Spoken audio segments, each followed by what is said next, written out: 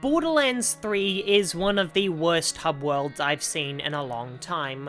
Whilst hubs used to be commonplace in video games, they've become rarer and rarer as the years progressed, and Borderlands 3 makes a good case for their extinction. To explain why Borderlands 3 is a failure in hub design, we first need to explore its purpose. Now, there are two types of hubs that are both designed for different purposes: platformer hubs and RPG hubs. Hubs aren't mutually exclusive to these genres, but these are generally the two types, either made as a connective level that serves as an in-between for the rest of the game's levels, or a place filled with storytelling, world building, and valuable upgrades. Borderlands 3 is in the latter category, so let's explore how it fails at each of these three concepts. Before we begin, I'd like to preface everything I've said with the statement that I like Borderlands 3. In fact, every video game I make an essay for, I liked enough to finish, or else I would simply have put it down and moved on to something else. In fact, the entire impetus for this essay was how the game forced me to walk across the hub world at the end of every level for no reason in particular, which is what made me question why this hub was even here in the first place, as all it has done so far was waste my time, something it would mostly continue to do. Let's start with storytelling.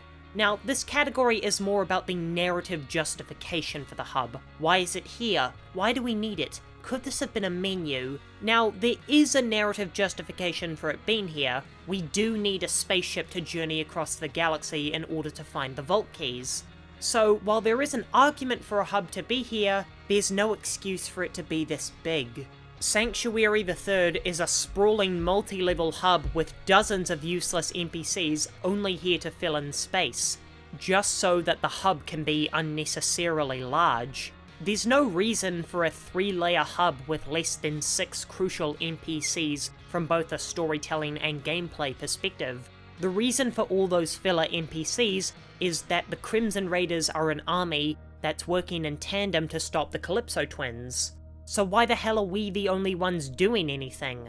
There's never a moment in the story where Lilith or another character says, "One of our agents turned up some intel, go follow up, Vault Hunter." As far as I'm concerned, every other Crimson Raider just got drunk at Moxie's bar the whole time, a bar that could have been on Pandora.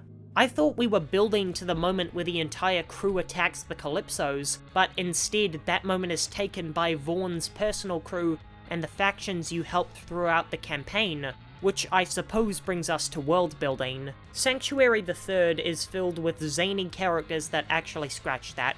Borderlands is filled with zany characters that makes me want to unleash all 14 billion guns onto their faces, so trapping me in a metal tomb with them is a terrible idea for everyone involved. All jokes aside, I don't feel any particular connection to anyone inside Sanctuary the Third, because everyone in this franchise has the same personality type of overly talkative jokester. Well, except Lilith, and that's why she's my favourite. But shouldn't a hub be filled with characters that are unique in the world? Games like Monster Hunter Rise and Hades have hubs where the only NPCs in the game can be found there, and when combined with the fact that they don't insert themselves into the main story or have annoying gimmicks, it makes them feel more special to me. I don't know a thing about the blacksmith from Monster Hunter Rise, but I know I'd sooner give Claptrap a sincere compliment than go to the one in the Gathering hub. Borderlands 3 fails to have any unique companions worth visiting like in Mass Effect, because I know that no matter who I go and talk to, I'll just get a lame, overly enthusiastic quip. Finally, we move on to our last topic, valuable upgrades. This is the main reason a hub should exist in an RPG, a consolidated place to make your character stronger for their next battle.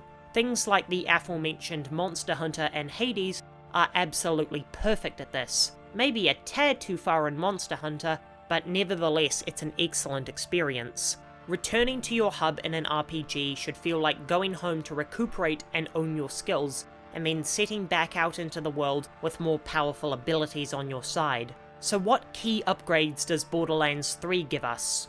Increased ammo slots. That's it. That's the only unique thing to Sanctuary the Third. Character upgrades are done through the menu, and guns, grenades, and health shops take the form of vending machines. which can be found on every major planet, so why would you navigate your fast travel menu back to Sanctuary when you could more easily travel to the shop on the planet you're currently on?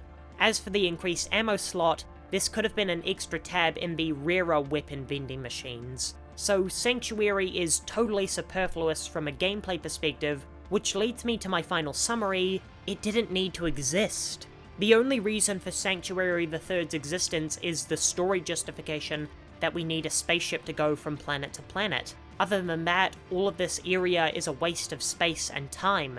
There's nothing worth doing here, no one worth talking to. The one useful feature of increased ammo sizes could have been a menu. RPG hubs can be beautiful things, even without direct gameplay purposes. Look no further than Mass Effect. But Borderlands 3 is an example of why hubs are dying in video games. They've become purposeless in the age of menus.